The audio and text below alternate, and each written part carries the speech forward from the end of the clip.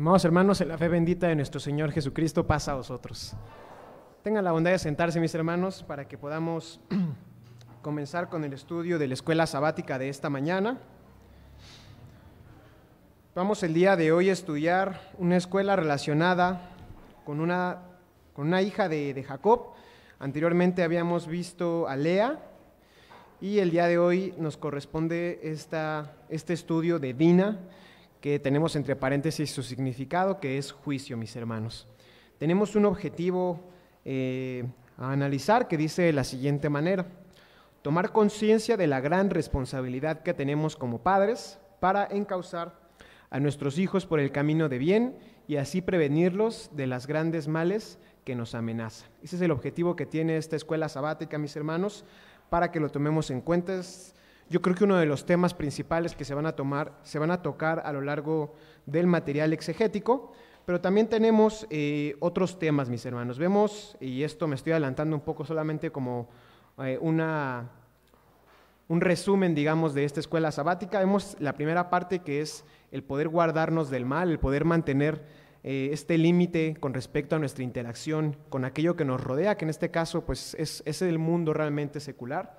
Tenemos también lo que dice nuestro objetivo, que es la responsabilidad que tenemos. Aquí lo dice el objetivo como padres, pero realmente pues todos nosotros como miembros de la Iglesia de Dios, que tenemos una responsabilidad de enseñar a todo aquel hermano, hermana o persona con la que interactuamos o influimos, de enseñarles también esta palabra.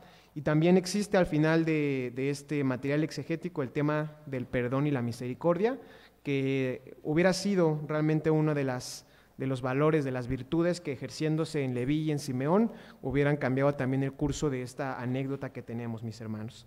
Entonces, son los temas principales que se tocan en esta escuela sabática con respecto a Dina, y vamos a dar lectura a Génesis 30, mis hermanos, que es la lectura bíblica que nos propone la escuela sabática. Vamos a abrir nuestras Sagradas Escrituras en Génesis 30 y de los versículos 14 al 21, mis hermanos. Dice así nuestra lectura bíblica en Génesis 30, versículos 14 al 21. Y fue Rubén en tiempo de la siega de los trigos, y halló mandrágoras en el campo, y trájolas a Lea su madre. Y dijo Raquel a Lea: ruégote que me des de las mandrágoras de tu hijo. Y ella respondió: es poco que hayas tomado mi marido, sino que también te has de llevar las mandrágoras de mi hijo. Y dijo Raquel: pues dormirá contigo esta noche por las mandrágoras de tu hijo. Y cuando Jacob volvía del campo a la tarde, salió Lea a él y le dijo: a mí has de entrar, porque a la verdad te he alquilado por las mandrágoras de mi hijo. Y durmió con ella aquella noche. Vemos hasta aquí que ya había tenido Lea hijos con Jacob. Llega esta anécdota que hemos analizado con anterioridad, en la que por las mandrágoras existe, según el versículo 16, esta clase de alquilar a Jacob para que pudiera estar cerca de Lea. Y dice el versículo 17: y oyó Dios a Lea y concibió, y parió a Jacob el quinto hijo. Y dijo Lea: Dios me ha dado mi recompensa por cuanto di mi sierva a mi marido. Por eso llamó su nombre Isacar, que significa salario. Entonces aquí el primer significado vemos que dice Lea, esta explicación, que le ha dado una recompensa, y por eso Isacar significa salario, como una clase de recompensa. Esto de acuerdo al razonamiento de Lea por haber dado su sierva a Jacob. Dice el versículo 19: y concibió Lea otra vez y parió el sexto hijo a Jacob. Y dijo Lea: Dios me ha dado una buena dote, ahora morará conmigo mi marido, porque le he parido 6 hijos. Y llamó su nombre Zabulón, que significa morada. Entonces dice Lea, significa morada, y le da la explicación porque ella razona que de acuerdo a esta situación en la que ya le ha dado 6 hijos a Jacob, pues va a morar con ella su marido. Y por último, en el versículo 21 dice: y después parió una hija y llamó su nombre Dina. Y vemos que Dina significa juicio, mis hermanos. Si se dan cuenta, ni ahí, ni en el 21, ni adelante realmente se menciona una explicación como lo hizo con Zabulón, con Isacar, con Judá, con Rubén. Dina sí tiene el significado de juicio, pero al menos en las Sagradas Escrituras no encontramos una explicación similar a la que se da con los hijos, con los nombres de los hijos. Quiero mencionar que sí existen, por supuesto, podemos encontrar ya sea en internet, en libros, en otras referencias externas, pues algunas explicaciones que pues podemos leerlas, hermanos, podemos analizarlas, pero en última instancia la Sagrada Escritura no da una explicación de por qué se le llama Adina o por qué tiene ese significado de juicio. Es importante que lo tomemos en cuenta porque no lo menciona la Escritura. Vamos también a pasar, hermanos, al versículo para memorizar, para que podamos también ya entrar de lleno al material exegético. Nuestro versículo para memorizar de esta mañana está en Génesis 34:1, que es el inicio de la anécdota que nos compete en esta mañana. Así que pido a los hermanos que hayan tenido esta oportunidad de aprenderse Génesis 34:1 que puedan ponerse de pie. Comenzamos en la parte, mi parte derecha, como lo hemos hecho hasta este momento, posteriormente parte izquierda y luego en la parte de arriba. Nuestro hermano David nos va a estar ayudando con el micrófono. Adelante, mi hermana Teo. Gracias. Y salió Dina, la hija de Lea, la que había parido a Jacob, a ver a las hijas del país. Génesis 34:1. Amén. Amén. Y salió Dina, la hija de Lea, la cual había parido a Jacob, a ver las hijas del país. Génesis 34:1. Amén. Amén. Y salió Dina, la hija de Lea, la cual había parido a Jacob, a ver a las hijas del país. Génesis 34:1. Amén. Amén.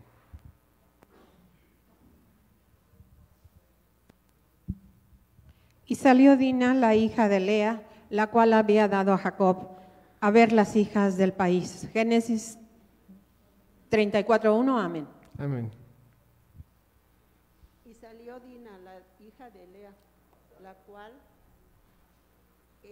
había parido a Jacob, a ver las hijas del país.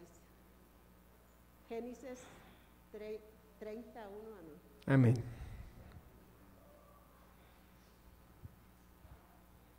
Amén. No sé si de mi parte izquierda hay hermanos, también para que se puedan poner de pie.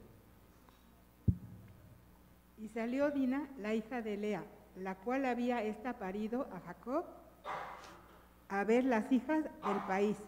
Génesis 34:1. Amén. Amén.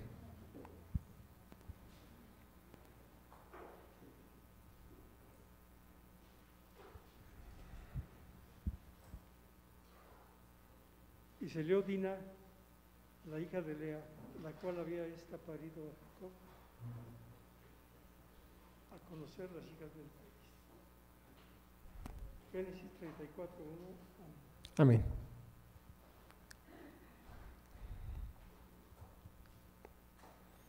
Y salió Dina, la hija de Lea, la cual había parido a Jacob, a ver a las hijas del país. Génesis 34:1. Amén. Y salió Dina, la hija de Lea, la cual había parido a Jacob, a ver las hijas del país. Génesis 34:1. Amén. Amén.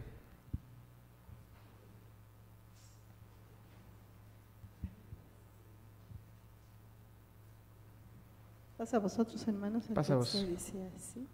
Y salió Dina, la hija de Lea, la cual había parido Jacob, a ver a las hijas del país.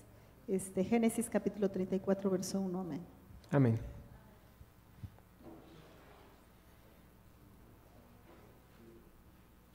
Creo que son todos mis hermanos de la parte de abajo. Mi hermano David ya se está dirigiendo a la parte de arriba, hermanos, para que aquellos que hayan también tenido esta oportunidad se puedan poner de pie.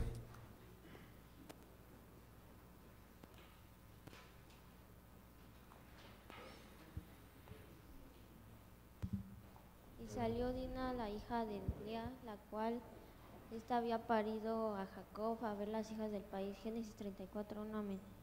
Amén. Y salió Dina, la hija de Lea, la cual había parido a Jacob, a ver a las hijas del país. Génesis 34:1. Amén. Amén.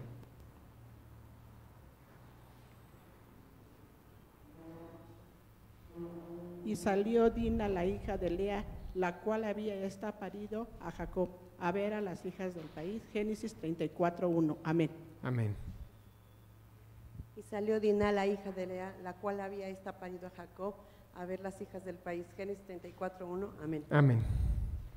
Me parece que son todos mis hermanos también de la parte de arriba. Que Dios bendiga este esfuerzo que hicieron para memorizar el primer versículo de esta anécdota que vamos a estudiar en esta mañana. Les pido a mis hermanos en cabina que me puedan apoyar con la siguiente diapositiva que tenemos en nuestra presentación para que podamos ver primeramente el significado de Dina.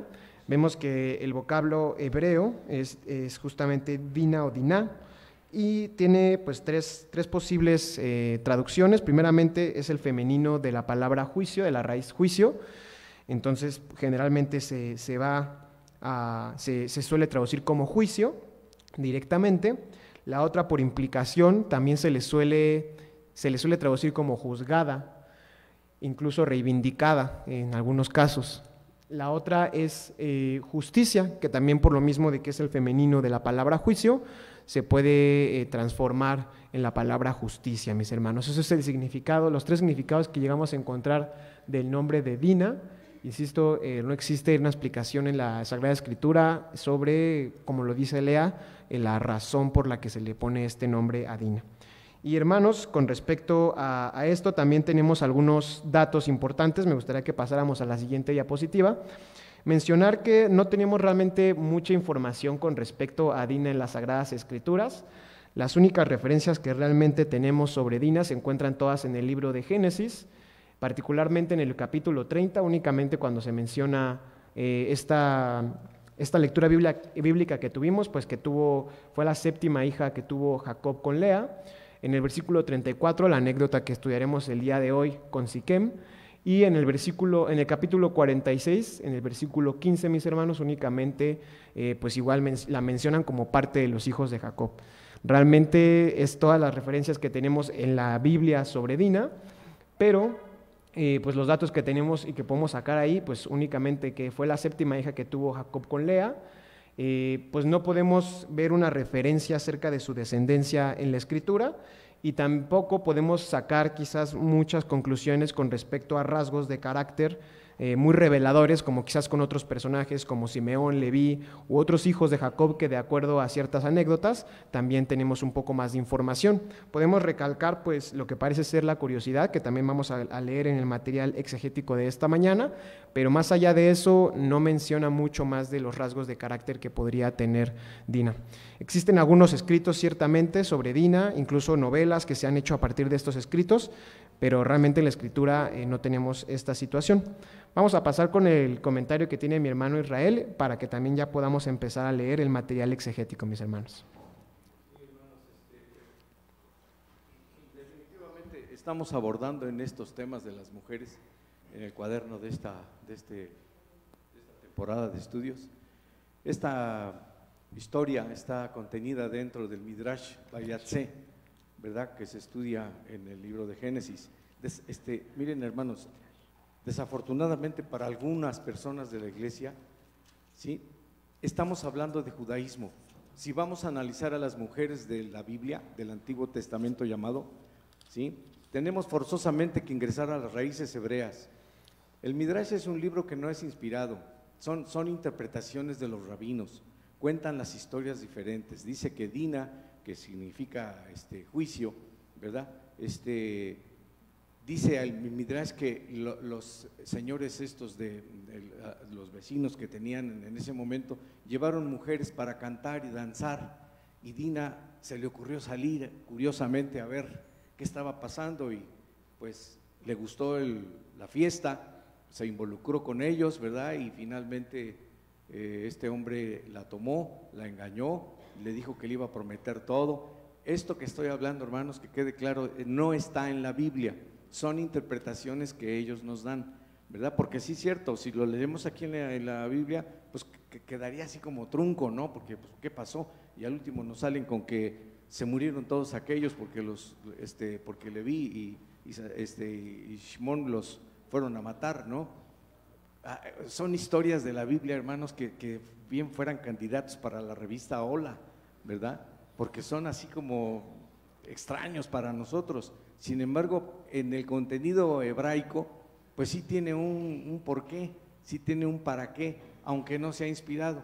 Pero bueno, nos sirve como apoyo para poder entender el desarrollo de de este tema. Y también termina diciendo el Midrash que esto ocurrió porque a Jacob le faltó fuerza o autoridad para poder pues educar a esta muchacha.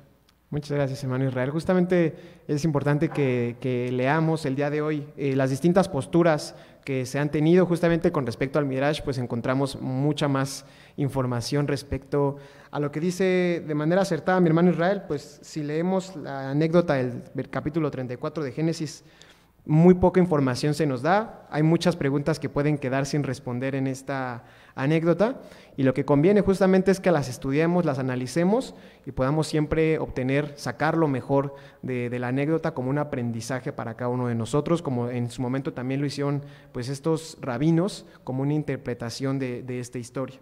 Entonces vamos a pasar, hermanos, al material exegético. Me gustaría que algún hermano o alguna hermana de la congregación nos pueda apoyar a leerlo.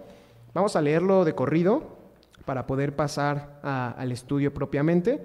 Entonces son en total 6 párrafos, entonces si un hermano nos puede apoyar o hermana que nos pueda apoyar con el párrafo 1 y 2, mi hermana Gloria, la parte de atrás, también mi hermana en la parte de adelante nos puede apoyar con los 3 y 4, y algún hermano o hermana, también mi hermana en la parte de atrás nos puede ayudar con la lectura de los párrafos 5 y 6, que son las recomendaciones y las reflexiones con respecto a la anécdota de Génesis 34. Vamos a comenzar con los párrafos 1 y 2, por favor, hermano. Dice: la experiencia de vida de Dina es de gran enseñanza y valor para nuestros días, porque está estrechamente relacionada con la educación y la relación que deben cultivarse entre padres e hijos. Los años que vivió Dina en Sucot fueron años felices y libres de ansiedad por ser la única mujer entre sus 12 hermanos. Es probable que haya sido objeto de mucho mimo. No obstante, habiendo Jacob construido una casa y un lugar donde tener ganado, con el paso de los años, decide trasladarse con su enorme caravana, rebaños y su familia al valle de Sichem. Para ese tiempo, su hija Dina había crecido y había en ella, como en todo joven, el deseo de ver y hacer cosas nuevas. Todo lo que era nuevo y desconocido seguramente le atraían enormemente. Por ejemplo, conocer la ciudad de Sichem, la cual estaba muy cerca del campamento donde ella vivía. Muchas gracias, hermana Gloria. La parte de enfrente, para que también leamos, y al final hermana Aurora en la parte de atrás.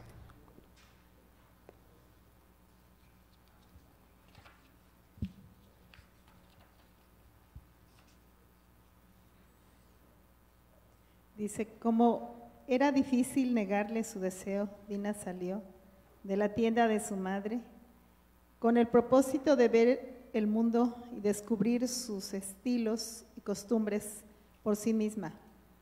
Para la joven, aquel encuentro con el mundo, en primera instancia agradable, tuvo un final brusco, complicado y doloroso.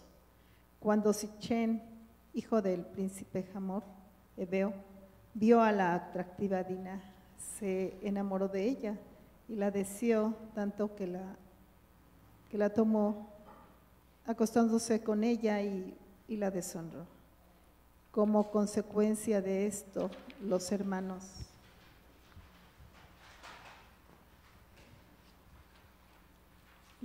de Dina, en una ira descomunal, masacraron a los habitantes del lugar, pasando por alto la reverencia de la circuncisión y haciendo de su crimen en un acto más grave que el pecado de Sichem. ¿Hasta ahí, hermano? Sí, hermano, está bien, muchas gracias. Vamos a los párrafos 5 y 6, que son las reflexiones con mi hermana Aurora. De este relato bíblico podemos reflexionar sobre la responsabilidad en 2 partes de los progenitores. 1. Los padres nunca debemos dejar de exhortar a nuestros hijos a obrar bien, más aún cuando son jóvenes. Efesios 6:4, Colosenses 3:20. La sobreprotección es mala. El hijo consentido traerá consigo vergüenza y mucha tristeza. Proverbios 29:15. Acceder consecutivamente a los caprichos del joven anulará su capacidad para discernir sobre lo santo y lo profano. Ezequiel 44:23. Permitir que los hijos tengan una estrecha relación con el mundo es inducir y promover su separación de Dios. Santiago 4:4. Los padres que corrigen a tiempo y tienen cuidado de que los hijos obedezcan y se conduzcan con disciplina, harán que estos sean fuertes y muestren carácter, decisión y valor hacia las cosas de Dios. ¿Por qué fue amonestado el sacerdote Elí? Porque no les estorbó a sus hijos ni les impidió el mal obrar. Primer libro de Samuel 3:12 y 13. De los hijos cristianos deben tener presente que para obtener el reino de los cielos se requiere virtud. Por lo tanto, este camino está lleno de trabajo y esfuerzo en el Señor. Josué 1:7-9. Aunque el adolescente llega a sentir que todo lo sabe y le gusta ser independiente, no debe olvidar que aún no ha alcanzado la madurez en su manera de pensar. Por esta razón, el mandamiento sagrado dice: hijos, obedecer a nuestros padres. Efesios 6:1-3. La incursión en el mundo traerá siempre consecuencias nefastas. Primer libro de Juan 2:14 y 17, Proverbios 6:27-28. Con relación al amor, aprendemos que éste no debe expresarse meramente como una pasión y entrega a los instintos. La relación con la pareja implica templanza, paciencia, continencia y reglas en el temor de Dios que se deben cumplir. Segunda de Timoteo 2:20. Eclesiastés 11:9 y 10. Amén. Muchas gracias, hermana Aurora, por esta participación. Vamos a ir a abrir nuestras Sagradas Escrituras, hermanos, en Génesis capítulo 34, para que podamos tener claridad con respecto a todo esto que se acaba de mencionar. Tenemos en el capítulo 34 la anécdota de la que se está hablando y también de donde salen las reflexiones. Vamos a darle lectura. Pues realmente es muy buena parte del capítulo, hermanos, pero vamos a darle esta lectura. Capítulo 34 de Génesis, y vamos a empezar en el versículo 1, que fue el versículo para memorizar. Y salió Dina, la hija de Lea, la cual había esta parida a Jacob, a ver las hijas del país. Vemos que es muy poco el contexto que nos da sobre las motivaciones que existieron en Dina. Dice el versículo 2, y viola Siquem, hijo de Amor, Ebeo, príncipe de aquella tierra, y tomóla y echóse con ella y la deshonró. Mas su alma se apegó a Dina, la hija de Lea, y enamoróse de la moza y habló al corazón de la joven. Y habló Siquem a Hamor, su padre, diciendo: tómame por mujer esta moza. Y oyó Jacob que había Siquem amancillado a Dina, su hija, y estando sus hijos con su ganado en el campo, cayó Jacob hasta que ellos viniesen. Y dirigióse Hamor, padre de Siquem, a Jacob para hablar con él. Y los hijos de Jacob vinieron del campo cuando lo supieron, y se entristecieron los varones, y se ensañaron mucho, porque hizo vileza en Israel, echándose con la hija de Jacob, lo que no se debía haber hecho. Y Hamor habló con ellos, diciendo: el alma de mi hijo Siquem se ha apegado a vuestra hija, ruégoos que se la deis por mujer. Y emparentad con nosotros, dadnos vuestras hijas, y tomad vosotros las nuestras, y habitad con nosotros, porque la tierra estará delante de vosotros, morad y negociad con ella, y tomad en ella posesión. Siquem también dijo a su padre y a sus hermanos: halle yo gracia en vuestros ojos, y daré lo que me dijereis. Aumentad a cargo mío mucho dote y dones, que yo daré cuanto me dijereis, y dadme la moza por mujer. Y respondieron los hijos de Jacob a Siquem y a Hamor, su padre, con engaño. Y parlaron por cuanto había mancillado a Dina, su hermana. Entonces vemos también que nunca tuvieron la intención, simplemente estaban ya pues en esta situación de mucha ira, de venganza, y estaban dispuestos a usar los medios necesarios para completarla. El versículo 14 dice así: y dijéronles: no podemos hacer esto de dar a nuestra hermana a hombre que tiene prepucio, porque entre nosotros es abominación. mas con esta condición os haremos placer.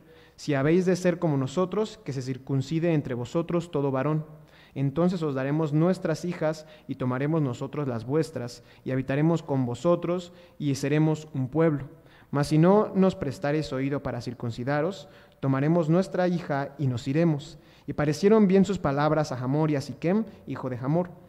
Y no dilató el mozo a hacer aquello, porque la hija de Jacob le había agradado, y él era el más honrado de toda la casa de su padre. Entonces Hamor y Siquem, su hijo, vinieron a la puerta de su ciudad y hablaron a los varones de su ciudad diciendo: estos varones son pacíficos con nosotros, y habitarán en el país y traficarán en él. Pues he aquí la tierra es bastante ancha para ellos. Nosotros tomaremos sus hijas por mujeres y les daremos las nuestras. Mas con esta condición nos darán estos hombres el placer de habitar con nosotros, para que seamos un pueblo, si se circuncidare en nosotros todo varón, así como ellos son circuncidados. Sus ganados y su hacienda y todas sus bestias serán nuestras, y solamente convengamos con ellos y habitarán con nosotros. Y obedecieron a Hamor y a Siquem su hijo todos los que salían por la puerta de la ciudad, y circuncidaron a todo varón a cuantos salían por la puerta de la ciudad. Y sucedió que al tercer día, cuando sentían ellos el mayor dolor, los dos hijos de Jacob, Simeón y Leví, hermanos de Dina, tomaron cada uno su espada y vinieron contra la ciudad animosamente y mataron a todo varón. Y a Hamor y a Siquem su hijo mataron a filo de espada y tomaron a Dina de casa de Siquem y saliéronse. Y los hijos de Jacob vinieron a los muertos y saquearon la ciudad por cuanto habían amancillado a su hermana. Tomaron sus ovejas y vacas y sus asnos y lo que había en la ciudad y en el campo. Y toda su hacienda se llevaron cautivos a todos sus niños, sus mujeres, y robaron todo lo que había en casa.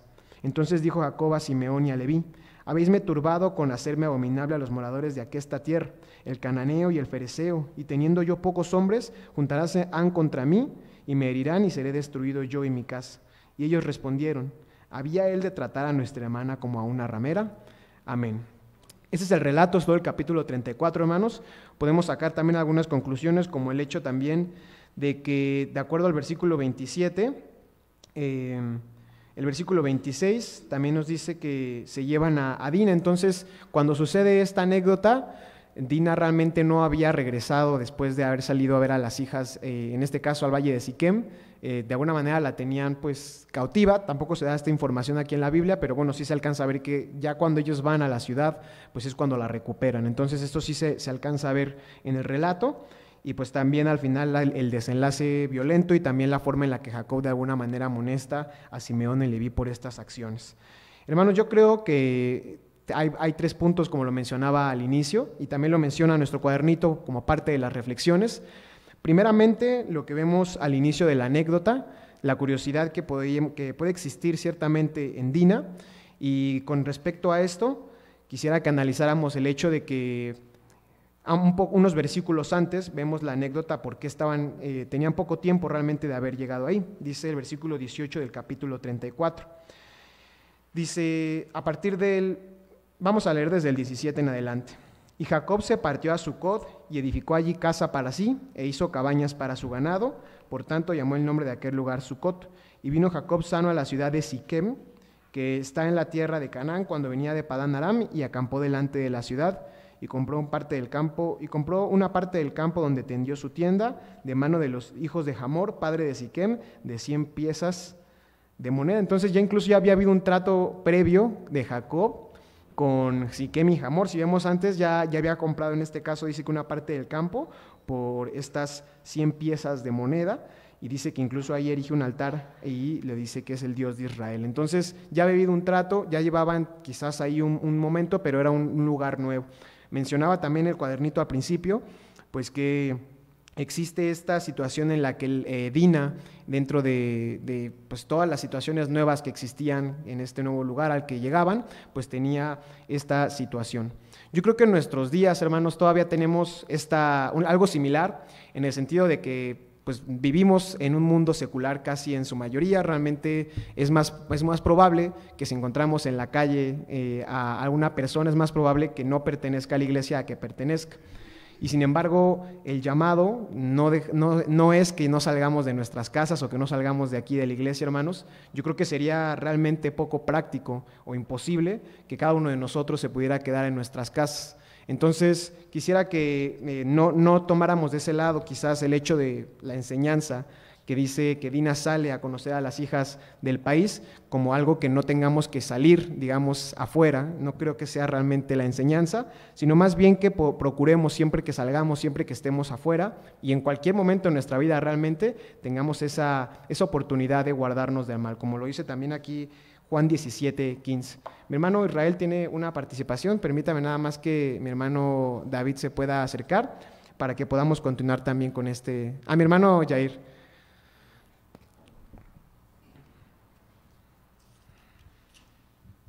Sí, hermano, no cabe duda que las costumbres han cambiado.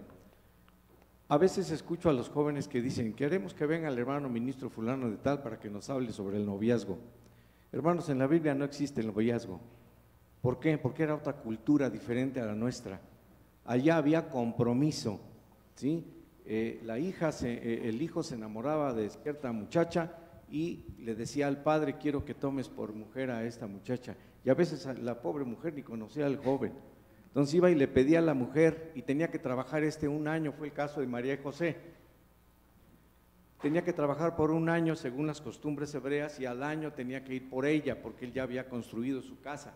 Eso era la relación. Pero ¿qué está pasando ahora? Ahora pues no es igual, ahora es diferente. Ahora las cosas han cambiado y nos está sucediendo igual que le pasó a Israel cuando fue asimilado por Grecia y cuando fue asimilado por Roma y por Babilonia. Estamos siendo asimilados por otras costumbres y otras formas de pensamiento. Actualmente nuestros jóvenes ya no se quieren casar, ¿verdad? Ya todo entre amigos y todos parejos y todos iguales, ¿verdad? Ya el concepto de familia ha cambiado, ¿verdad? Ahora si a nuestros hijos les damos órdenes para que cambien su forma de actuar, se llama represión y somos víctimas de que hasta la justicia nos pueda llamar la atención porque estamos alterando los derechos de nuestros hijos, ¿verdad? Entonces han cambiado las cosas de tal manera que la iglesia de Dios no ha sido exenta de eso. Desafortunadamente vivimos esa situación muy, muy diferente dentro de nuestras familias, ¿verdad? También existe pues que a nuestras hijas las abandonaron, las dejaron, ¿verdad? ¿Por qué? Porque pues venimos arrastrando una serie de situaciones en ese doble opinión que tenemos y doble también nuestra vida que no ha sido muy buena, que no ha sido muy perfecta. Entonces no cabe duda que se repite cuando dice que en la ley de Dios que de generación en generación se va a ver esto, no porque Dios castiga a las generaciones venideras, sino que pareciera algo genético, ¿verdad? Que yo cometí el error de adulterio y pues mis hijas también o mis hijos también, ¿no? Pareciera mentira, hermano, pero ¿qué creen que sí? ¿Verdad? Precisamente yo analizando en la semana algo que estoy leyendo sobre Adán, tiene las mismas letras del ADN, su nombre. Qué casualidad que tiene Adán, ADN en español, ¿verdad? ¿Por qué? Porque somos la simiente de Dios fractal, de el gran Dios del universo. Pero nosotros cuando caemos al mundo material, pues nos gana más lo material, más lo mundano, ¿verdad? Existen jovencitas que empiezan a tener relaciones sexuales muy jóvenes, no estás capacitada, tu cuerpo no está capacitada. Es hermoso eso, sí, pero en su momento. Y hablarles así, sin temor a, o sea, ¿para qué les dices eso? Nomás les estás dando ideas. No, esas ideas ya las tenemos. Lo que pasa es que las ocultamos. Y entonces es importante que hablemos de eso así directamente. El joven ya se casó, que Dios te bendiga, hijo, te voy a pedir un favor, ya no vengas, arregla tus problemas tú. No, nosotros queremos resolverle el problema y eso yo considero que no está bien. Quizá hablo así porque ya estoy viejo, ¿verdad? Pero yo lo veo de esa manera. Seguimos consintiendo a los jóvenes. Gracias, hermano Israel, por su participación. Vamos justamente a la siguiente diapositiva, que hablamos de esta situación en la que, como esta pues sí, doble vida que a veces tenemos que llevar, porque es imposible apartarnos del mundo en la situación, al menos, por ejemplo, laboral. Mi hermano Rubén también levantó su mano. Ok, ahorita también le pasamos el micrófono. Entonces, en esta situación de laboral, en esta situación que tenemos, es importante que, como dice Juan 17:15, no es realmente el objetivo apartarnos del mundo, sino justamente guardarnos del mal. Yo quisiera, o detecto estos 3 elementos que se requirieron en esta historia, en esta anécdota para hacerlo. El primero es el criterio, que vamos a analizar algunos de los versículos de la Escritura que nos lo dicen. El consejo, que podamos constantemente escuchar el consejo y aún más de las generaciones que son más grandes. La verdad es que sabemos que la edad sí es un factor muy importante para adquirir la sabiduría. Y también pues poner límites constantemente en nuestra vida para aquello que sepamos que pueda traer una consecuencia incorrecta. Vamos a pasar a la siguiente. O bueno, antes de pasar a la siguiente, vamos a pasar a la parte primera, hermanos, que es el criterio. Vamos a abrir nuestras Sagradas Escrituras en Primera de Tesalonicenses, que esto es lo que dice el apóstol Pablo con respecto a nuestra forma en que interactuamos con nuestro alrededor, con todo el mundo. Dice Primera de Tesalonicenses, hermanos, 5:21. Conocemos muy bien este pasaje que dice así. Un poco antes se menciona también algunas otras recomendaciones del apóstol Pablo, pero dice: examinadlo todo y únicamente retened lo bueno. Lo conocemos de esta manera porque sabemos que el examinar las cosas que puedan estar allá afuera no es una situación incorrecta. Nos puede tocar también tener ya sea una lectura ajena, por supuesto, a las Sagradas Escrituras, concurrir lugares que no sean la iglesia. Podemos también incluso tener amistades que no sean parte de la iglesia, y esto es justamente cuando estamos examinándolo todo. Y la invitación del apóstol Pablo es que podamos retener lo bueno. Si tenemos una lectura que sea ajena a las Sagradas Escrituras y tenga, por supuesto, un mensaje que pues sea totalmente en contra, pues no tenemos que convencernos de él, sino más bien saber leerlo, pero siempre con nuestra fe bien fundamentada, saber que es la opinión, la postura de ese autor, pero no tendría por qué tener pues más efecto en nuestra fe y en nuestra persona, que podamos únicamente retener esto bueno. La clave, por supuesto, siempre es tener una fe bien fundamentada, que podamos iniciar esta incursión ya sea en una lectura o en algún lugar, con una amistad, que sepamos de antemano, que estemos bien fundamentados en nuestra fe.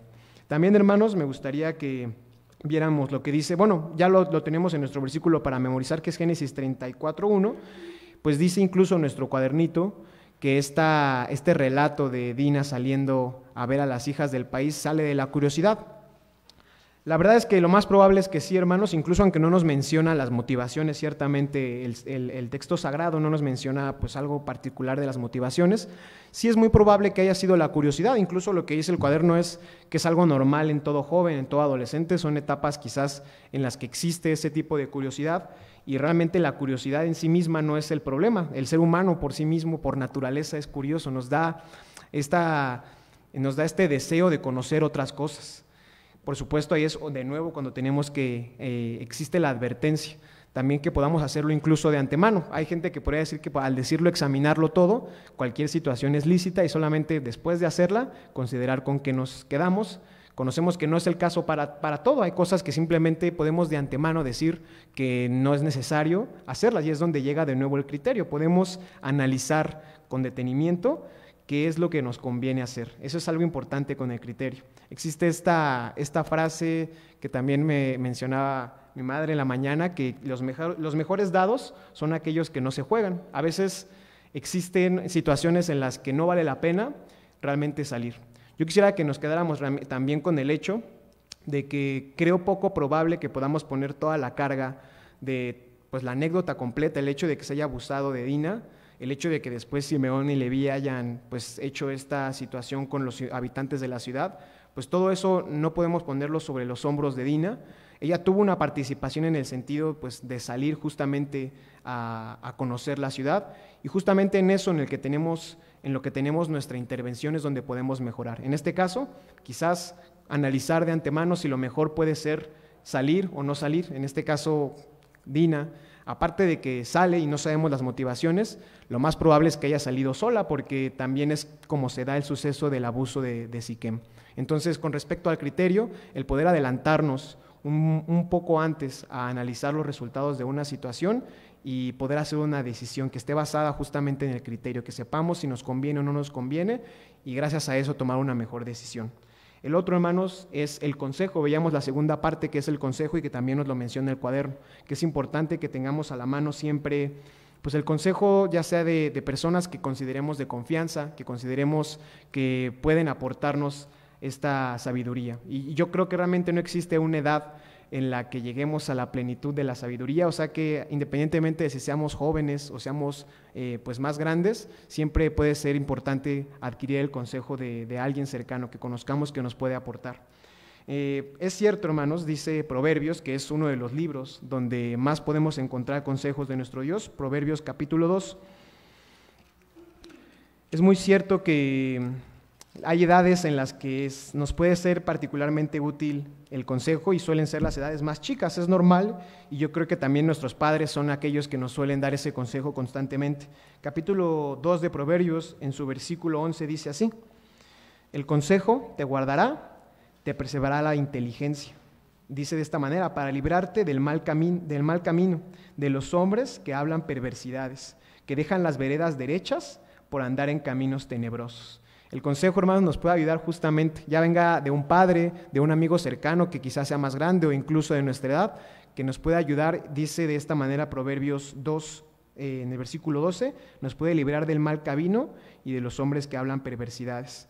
Podemos siempre tener en cuenta esta situación de tomar el consejo. Incluso un capítulo antes en Proverbios habla justamente de las edades más jóvenes. Capítulo 1 de Proverbios, en su versículo 3, para recibir el consejo de prudencia, justicia y juicio y equidad, para dar sagacidad a los simples y a los jóvenes inteligencia y cordura. De esta manera también dice el versículo 7, el principio de la sabiduría es el temor de Jehová. Definitivamente el consejo que está orientado al temor de Jehová es el mejor que podemos tomar. Y hago este paréntesis, o quizás parte de lo que dice nuestro cuaderno, pues es que ciertamente en la edad, en la juventud, en la adolescencia, es cuando más llegamos a tener esta sensación de independencia, cuando más llegamos a tener pues la sensación de que no requerimos un consejo. Yo invito, por supuesto, siempre a los jóvenes, adolescentes, que podamos siempre tener esta humildad de saber que a pesar de que tenemos quizás una posición en la que pensamos que tenemos mucho conocimiento, realmente la sabiduría es diferente. Yo creo que el conocimiento justamente es algo que puede ser horizontal, que podemos incrementar nuestro conocimiento pues en diferentes áreas, pero la sabiduría es vertical, hermanos. Yo creo que siempre viene de arriba, y arriba puede ser, por supuesto, de nuestro Dios, pero también incluso de generaciones más grandes que han tenido la oportunidad de pasar más tiempo aquí en los atrios del Señor, que han tenido la oportunidad de estudiar más las Sagradas Escrituras. Vamos a pasar nada más con la siguiente diapositiva. Con respecto a esto hay un dicho, de hecho, anglosajón, me parece que es anglosajón el dicho, que dice de la siguiente manera: el conocimiento es saber que un tomate es un fruto, la sabiduría es no ponerlo en una ensalada de frutas. En general, hermanos, creo que conforme avanzamos en edad solemos confiar menos en nuestro propio conocimiento, en nuestras propias habilidades, y comenzamos a poner más nuestra vida misma en las manos de nuestro Dios. Vamos a leer capítulo 11 de Proverbios, hermanos, que dice de la siguiente manera, capítulo 11 de Proverbios, versículo 14, con respecto al consejo, para que podamos concluir, que dice así: cuando faltaren las industrias, caerá el pueblo, mas en la multitud de consejeros hay salud. Yo les invito, hermanos, a que podamos tener este consejo como parte también de guardarnos del mal, que lo consideremos, y por último, también considerar los límites que tenemos.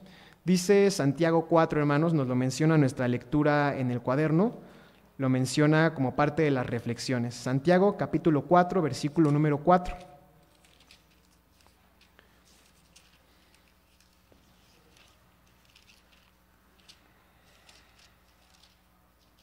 Santiago 4, versículo 4 dice así: adúlteros y adúlteras, ¿no sabéis que la amistad del mundo es enemistad con Dios?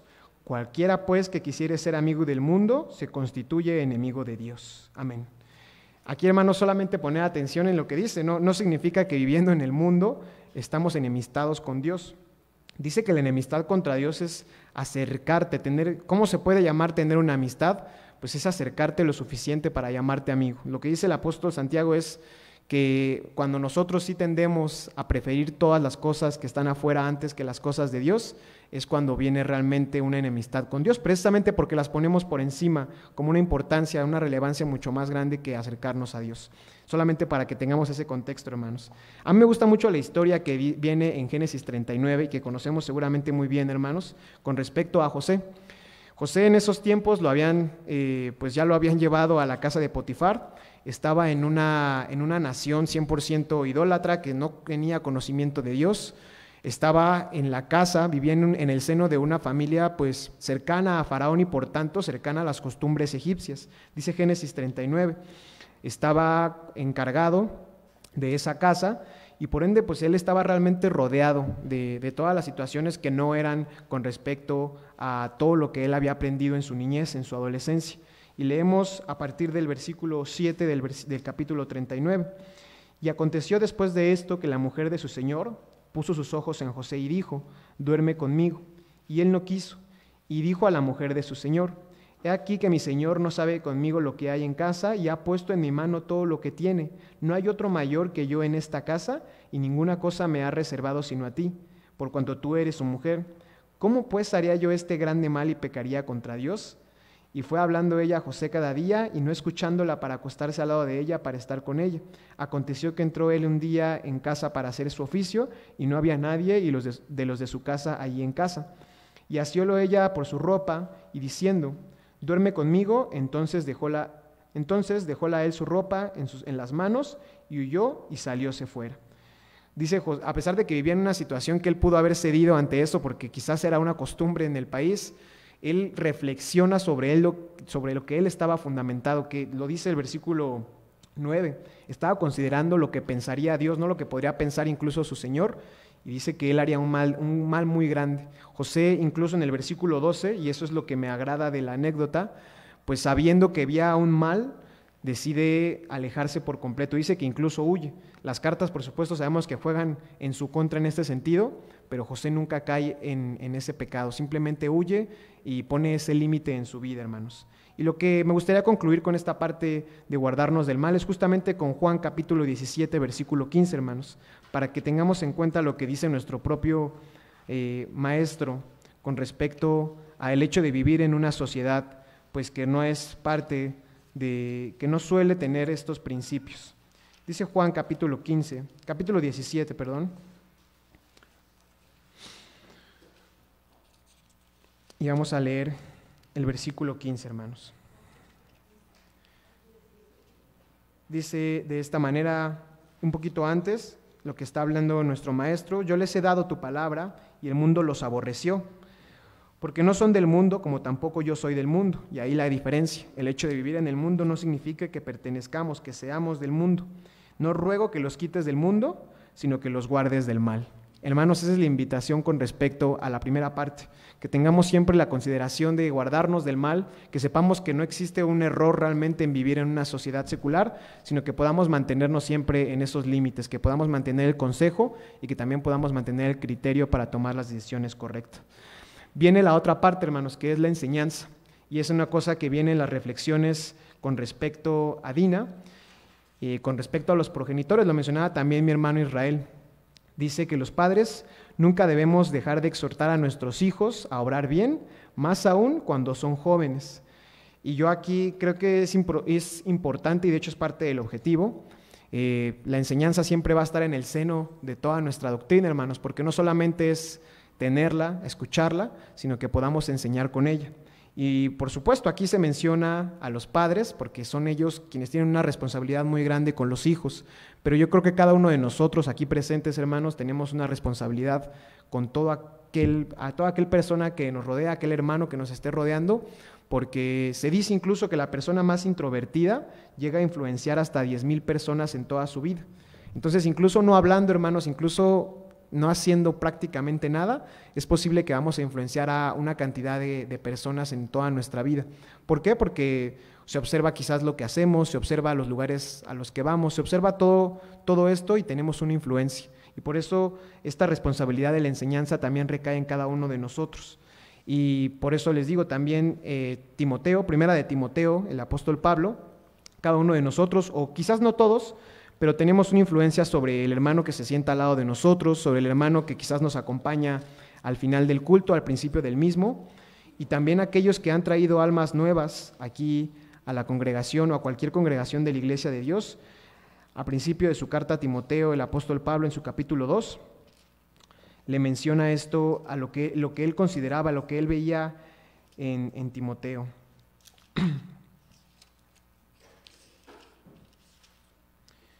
Dice así: amonesto pues que ante todas cosas que se hagan rogativas, oraciones, peticiones, hacimientos de gracias por todos los hombres.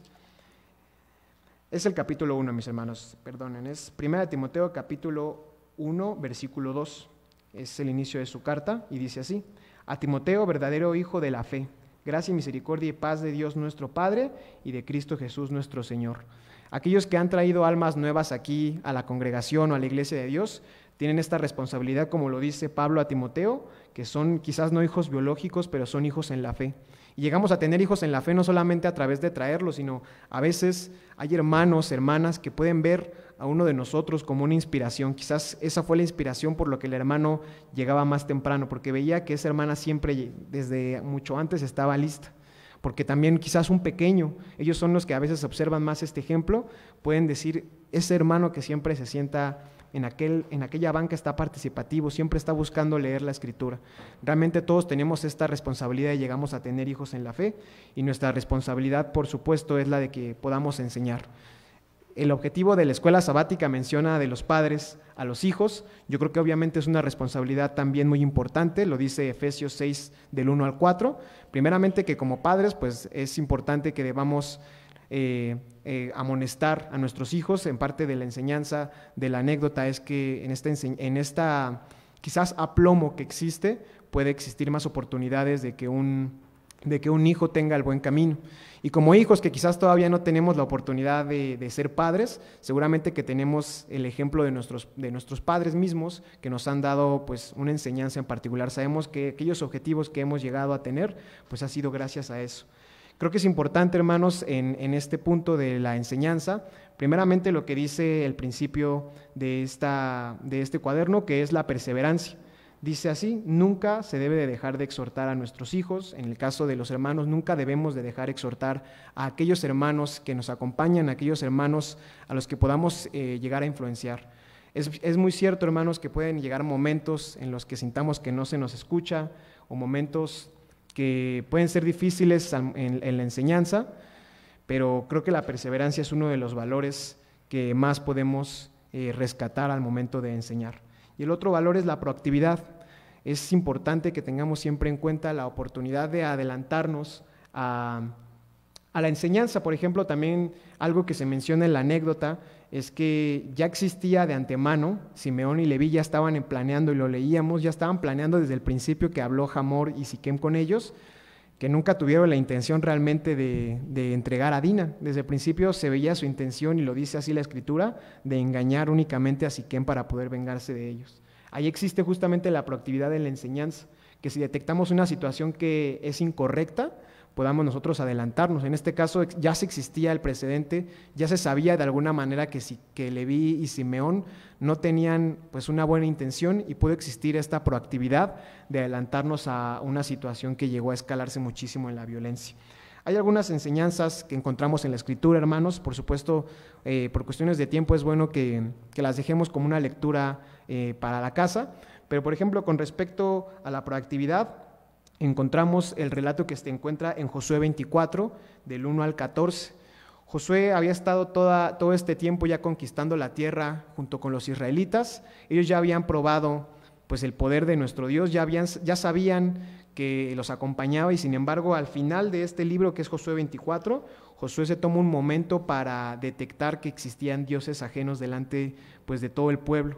Y lo que hace es que detecta esta situación, y si leemos del versículo 1 al 14, Josué les empieza a dar toda una enseñanza, les empieza a recordar todo lo que Dios había hecho por ellos, y los convence de que tengan esa certeza, que puedan deshacerse de sus dioses, que no sigan el camino que habían seguido sus padres. En este caso menciona a Tare, y que sobre todo tengan en cuenta que puede ocurrir algo muy malo. Dice que si no expulsan primeramente a todos aquellos que estaban en la tierra prometida, iban a servir como una clase de látigo a ellos, que los iban a inducir a sus costumbres, y que si ellos mismos ya tenían las costumbres como dioses ajenos, que seguramente pues iban a terminar en la misma situación. Por último, mis hermanos, me gustaría mencionar algo que se ve en el párrafo número 4. ¿Ustedes creen que la postura de Simeón y de Leví haya sido correcta? No consideran que haya sido correcta. ¿Consideran que sería, si a ustedes les hubiera pasado algo similar, se hubieran enojado, hermanos?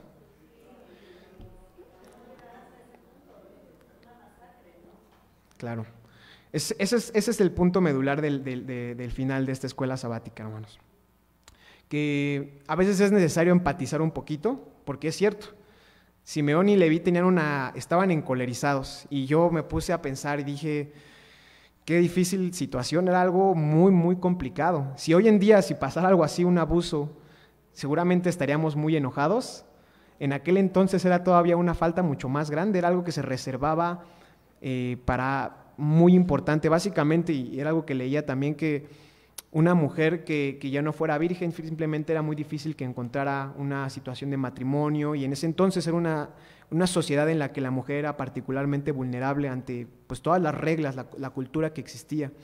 Entonces Simeón y Leví ven todas esas circunstancias, no solamente ven el abuso que ya era de por sí malo, sino que ven todo el mal a largo plazo que le iba a hacer a Dina el hecho de que hubiera sucedido esto, algo que ya estaba hecho.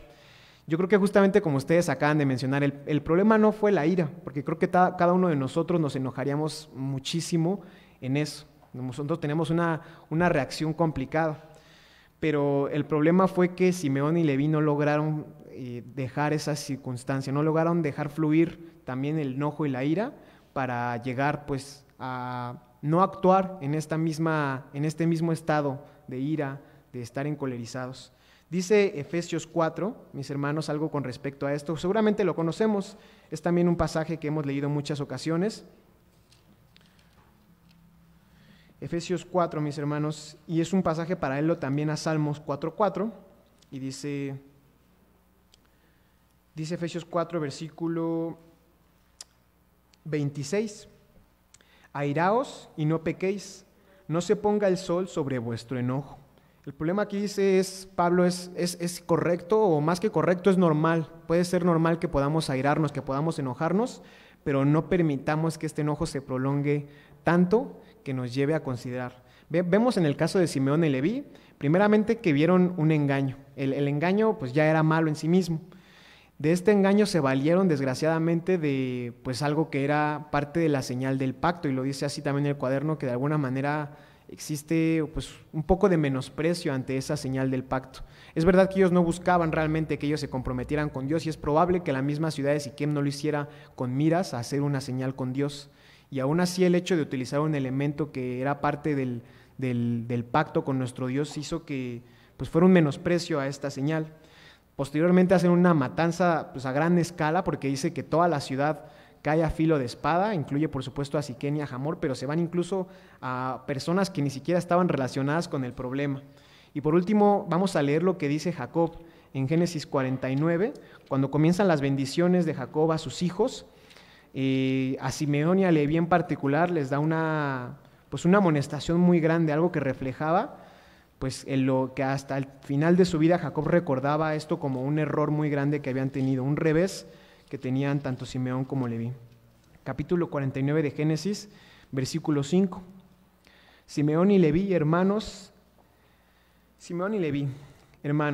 armas de iniquidad sus armas, en su secreto no entre mi alma, ni mi honra se junte en su compañía, que en su furor mataron varón, y en su voluntad arrancaron muro. Maldito su furor, que fue fiero, y su ira, que fue dura, y yo los apartaré en Jacob, y los esparciré en Israel. Al final Jacob también les da esta amonestación porque consideraba que esta anécdota había sido muy, muy difícil de sobrellevar, hermanos.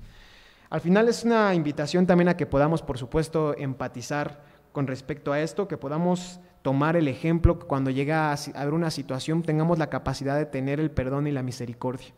Y con respecto a esto, me gustaría que pusiéramos la siguiente diapositiva, un fragmento de pues un escritor también que en uno de sus libros menciona de la propiedad de la clemencia. La siguiente diapositiva, por favor. Dice así esta frase que dice que la propiedad de la clemencia, primeramente es que no sea forzada, y eso a veces es difícil porque llegamos a perdonar solamente quizás para pretender, y lo más importante en esa clemencia, en la misericordia y en el perdón es que no sea forzada. Dice que cae como la dulce lluvia del cielo sobre el llano que está por debajo de ella.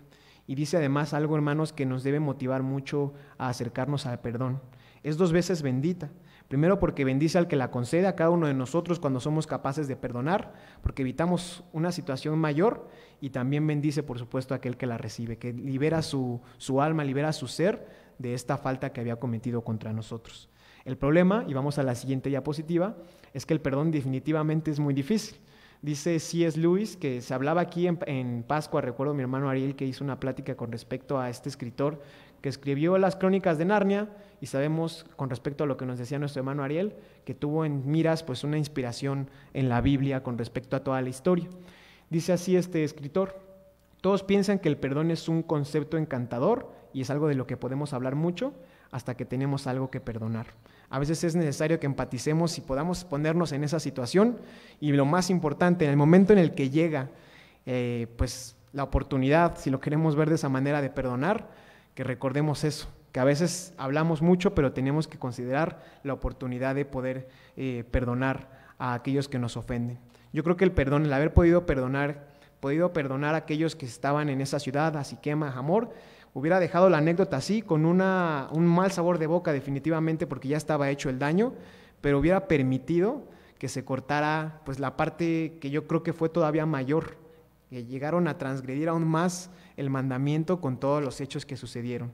Y nosotros mismos como cristianos, hermanos, como miembros de la Iglesia de Dios, sabemos que el perdón no es fácil, lo vemos también en la cruz de nuestro Maestro. La cruz es algo que nos recuerda cuán doloroso y cuán complicado puede llegar a ser el perdón, y cuánto le costó a nuestro Maestro para que pudiéramos recibirlo, cuánto pudiéramos tener esta salvación. También es importante considerar con respecto a esto, y para ir concluyendo, que perdonar no significa que estemos de acuerdo con la postura, con aquello que se hizo. No significa aprobar aquello que se nos acaba de hacer, no significa negarlo, no significa tampoco negar que nos provocó heridas. Perdonar significa aceptar todo esto, hermanos, y que también, a pesar de todo lo que podemos tener en el fondo, que decidamos y tomamos la decisión deliberada de perdonar. Yo creo que sí es difícil el perdón. Personalmente he tenido experiencias en las que el perdón es difícil, pero es como cristianos, como también siendo participantes de la bendición que tenemos en Cristo, que podamos acercarnos también al perdón a aquellos que nos ofenden, mis hermanos. Vamos a concluir de esta manera, mis hermanos, que sepamos vivir siempre en este mundo, primeramente sin pertenecer a él. Sepamos que es posible, por supuesto, tener este criterio, que tengamos la sabiduría obtenida a través del consejo, que sepamos poner límites en nuestra vida, y que a través de ellos podamos también llegar a enseñar, que no nos quedemos únicamente con aquello que recibimos, sino que podamos enseñar, que tengamos siempre la oportunidad de aquellos que nos rodean, guiarlos en este camino de nuestro Dios, y con ello, llegando a la madurez de nuestra fe, también ejercitar el perdón y la misericordia, mis hermanos. Quisiera que nos quedáramos siempre con este mensaje. Al final del día hay muchas enseñanzas que podemos sacar de acuerdo también a lo que leíamos en los párrafos, y también es importante que podamos analizar aquellas anécdotas que mencionábamos durante un momento. Vamos a pasar también a las preguntas, mis hermanos, que es importante que consideremos. Las preguntas dicen así.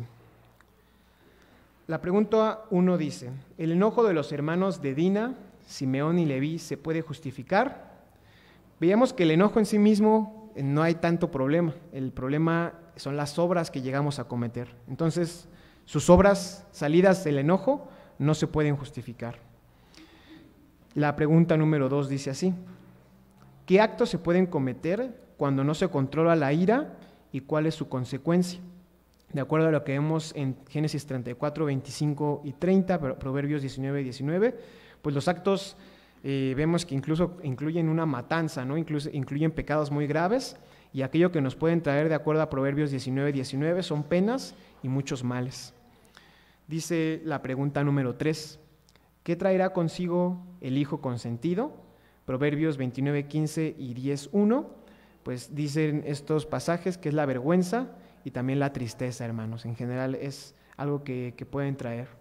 Capítulo 4, pregunta 4. Delante de Dios, ¿qué significa que sus hijos tengan amistad con el mundo? De acuerdo a lo que dice Santiago 4:4, veíamos que más que pertenecer al mundo es tener esa amistad con el mundo y es apartarse de nuestro Dios. Pregunta 5. ¿Qué pedía el Señor Jesucristo al Padre para sus hijos? Juan 17:15, no que los apartara del mundo, sino que los guardara del mal. Pregunta 6. Mencione algún deber que como padre tiene para con sus hijos y comente si lo está cumpliendo o no. Explique. Bueno, hermanos, esto por supuesto es una pregunta personal que cada uno de nosotros conoce. Con respecto a esta escuela sabática mencionábamos que un deber definitivo es el enseñar, que podamos instruirlos. Hay muchos más deberes que como padres tenemos quizás que se tiene con los hijos, pero uno de ellos es el enseñar y ser perseverantes y proactivos en esta enseñanza. Pregunta número 7 y última. Mencione algún deber que los hijos tienen para con sus padres y comente si lo cumplen o no.